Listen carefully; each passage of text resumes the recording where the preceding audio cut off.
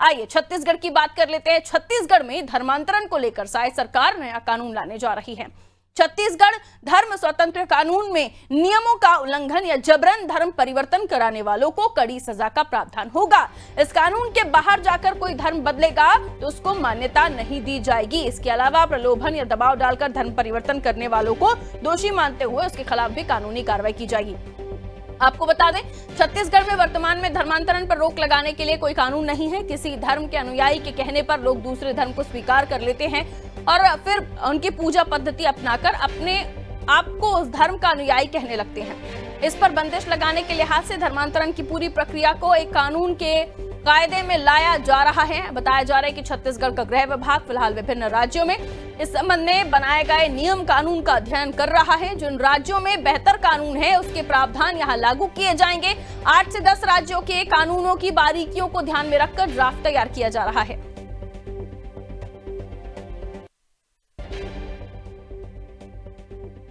अब देखिए, विवाद तो है और कुल मिला के हमको लगता है कि धर्मांतरण जो इस क्षेत्र में हो रहा है उसको कहीं ना कहीं उसमें रोक लगे और इसीलिए ये विवाद समस्या है। तो अपने जीवन काल में कोई व्यक्ति अगर अपने हिंदू धर्म में या किसी भी धर्म में जन्म पाते हैं और धर्म परिवर्तन की बात हो रही है, तो किन कारणों से सभी धर्म के लोगों को उनको स्वच्छ मानसिकता से संपर्क करना चाहिए कि क्या कारण हुआ कि आपने अपनी स्वेच्छा से कोई कर रहे हैं। अम्बेडकर जी ने किया तो किया। हम तो अम्बेडकर जी को धर्मांतरण के बाद भी बहुत उच्चतम दर्जे का देश का प्रमुखतम नेता मानते हैं।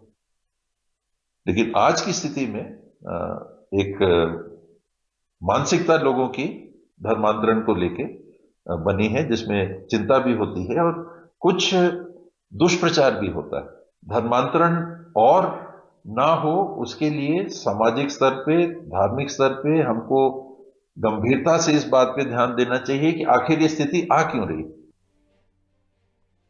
तो देखिए, टी.एस. सिंहदेव ये कह रहे हैं कि इस तरह की स्थितियां बन क्यों रही हैं, लोग क्यों धर्म परिवर्तन करने के लिए अपना मन बना रहे हैं या फिर मजबूर हो रहे हैं। दोनों ही तरह से वो बात करते हुए नजर आए। देखिए, बस्तर में सर्वाधिक शिकायतें हुई हैं धर्म परिवर्तन की। 11 महीने में छत्तीसगढ़ में 13 एफआईआर हुई हैं और इसके अलावा धर्मांतरण की अलग अलग 23 शिकायतें बस्तर में हुई हैं। वहीं एक खबर जो सामने आई, धर्मांतरण का विवाद, जिसको लेकर बताया गया कि युवकों ने धर्मांतरण के दबाव से तंग आकर आत्महत्या कर ली। ये दबाव की खबर ये दुर्ग और धमतरी क्षेत्र में, जहां युवकों की पत्नी और अन्य परिवार के सदस्यों ने ईसाई धर्म स्वीकार कर लिया था, जिसके बाद धर्मांतरण के लिए दबाव बनाया जा रहा था और स्थिति ये बनी कि युवक ने फांसी लगाकर आत्महत्या कर ली। तो ऐसी कई तरह की खबरें हैं, जिसमें कुछ खबरें ऐसी भी हैं कि ईसाई धर्म के लोग धर्म परिवर्तन करा रहे हैं। ऐसे कई जगह छापेमार कार्रवाई भी अलग अलग जगहों पर हुई। आइए हमारे सहयोगी कुलभूषण हमारे साथ जुड़े हुए हैं इस खबर पर जानकारी के लिए। और इसीलिए इस तरह के मामलों को बढ़ते देखते हुए सरकार ने जो कानून लाने की कोशिश की है, और ऐसे भी नहीं, अलग अलग राज्यों के जो लॉ है उनको स्टडी करते हुए छत्तीसगढ़ सरकार इस कानून को तैयार कर रही है, जिसका ड्राफ्ट तैयार होगा और उसके बाद ये लागू होगा। क्या माना जाए, क्योंकि मामले इस हद तक ज्यादा बढ़ रहे हैं कि जरूरत होने लगी छत्तीसगढ़ में भी कि इस तरह के कानून को लाया जाए, ताकि मजबूरीवश या फिर किसी तरह से डरा धमकाकर कोई किसी का धर्म परिवर्तन ना करा सके। कुलभूषण जी बिल्कुल, जिस तरह से लगातार जिस तरह की खबरें आ रही थी कि हर जगह पर धर्म परिवर्तन की लगातार सूचनाएं थी, अलग अलग वजहों से वहां पर लोगों को वहां पर धर्म परिवर्तन करवाया जा रहा था। जो अलग अलग धर्मों के जो अनुयायी हैं वो उन लोगों से मुलाकात करते थे, उनको अपने धर्मों के बारे में बताते थे और किसी न किसी लालच के वश या किसी मजबूरी में आकर लोगों से वहां पर जबरिया वहां पर धर्म परिवर्तन वहां पर कराया जाता था। अक्सर इसी तरह मिल रही शिकायतों को देखते हुए और लगातार जिस तरह से लोग अपना धर्म परिवर्तन कर रहे थे, उसी देखते हुए ये जो छत्तीसगढ़ सरकार है, इन्होंने स्वतंत्र धर्म के लिए यहाँ पर एक बड़ा नियम लेकर आई है। अब इसके तहत यदि कोई व्यक्ति अगर बिना किसी ठोस कारण के यदि कि अगर किसी को धर्म परिवर्तन कराता है या अगर उसकी मर्जी के बगैर कोई धर्म परिवर्तन कराता है, तो उस पर कड़ी से कड़ी कार्रवाई करने के लिए सरकार ने यह नियम लेकर आए हैं। अब ये देखना है कि इसे लागू कैसा किया जाता है, क्योंकि अक्सर हमने ये देखा है कि धर्म परिवर्तन के नाम पर दंगे भी हुए हैं, लड़ाई झगड़े और वो है दो दलों में वहां पर कई अक्सर जो है विवाद की स्थिति देखने को मिलती है।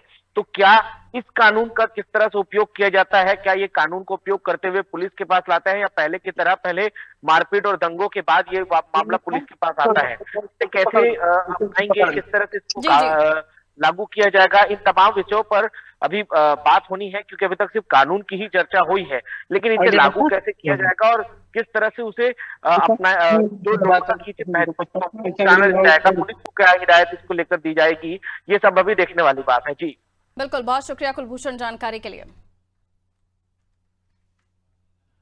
धर्म स्वतंत्र कानून छत्तीसगढ़ में लागू होने वाला है, इसके लिए ड्राफ्ट तैयार किया जा रहा है और जरूरत इसलिए भी महसूस हुई क्योंकि लगातार धर्म परिवर्तन के जो मामले हैं वो आ रहे थे। कोई मजबूरीवश कोई जबरिया धर्म परिवर्तन करा रहा था, तो कहीं पैसों का लालच देकर भी बड़े पैमाने पर आदिवासी अपना धर्म परिवर्तन कर रहे थे। इसको लेकर जरूरत महसूस हुई, जिसके बाद छत्तीसगढ़ की शायद सरकार इसको लेकर कानून लेकर आने वाली है। आइए